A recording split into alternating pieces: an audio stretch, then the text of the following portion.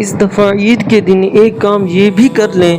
کہ قربانی کے جانور کے ساتھ ساتھ اپنے نفس کے گلے پر بھی چھری پھیر دیں کہ آج کے بعد میں نے من چاہی زندگی نہیں گزارنی بلکہ رب چاہی زندگی گزارنی ہے۔ جو میرا نفس مجھے کہتا ہے میں نے اپنے نفس کی بات نہیں ماننی بلکہ میں نے اپنے رب کی بات ماننی ہے۔ ایک اللہ والے تھے حضرت شاہ دولہ رحمہ اللہ۔ ایک مرتبہ ان کے پاس چند لوگ چل کر آئے، آ کر عرض کرنے لگے کہ حضرت آپ دعا فرما دیجئے کہ ہماری بستی کے قریب جو دریا ہے اس کا پانی زیادہ ہو چکا ہے اور پانی زیادہ ہونے کی وجہ سے دریا کا بند ٹوٹنے کا خطرہ ہے، اور اگر دریا کا بند ٹوٹ گیا تو پوری بستی پانی کے اندر غرق ہو جائے گی۔ تو حضرت رحمہ اللہ فرمانے لگے کہ آپ مجھے اپنے ساتھ دریا کے اس بند پر لے چلو۔ تو وہ لوگ جب حضرت رحمہ اللہ کو دریا کے اس بند پر لے گئے کہ جس کی وجہ سے بستی کے غرق ہونے کا خطرہ تھا، حضرت رحمہ اللہ نے کدال لی اور کدال کے ساتھ اس بند کو توڑنا شروع کر دیا۔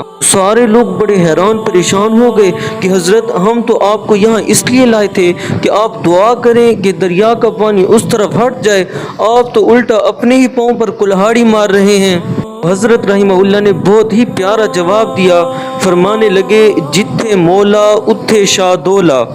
یعنی کہ جو رب چاہتا ہے شاہ دولہ بھی اسی طرف خوش ہے،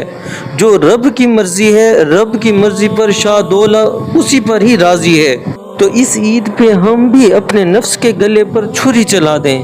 کہ آج کے بعد میرا رب جو مجھ سے چاہتا ہے میں اپنے اللہ کی مان کر اپنی پوری زندگی گزاروں گا۔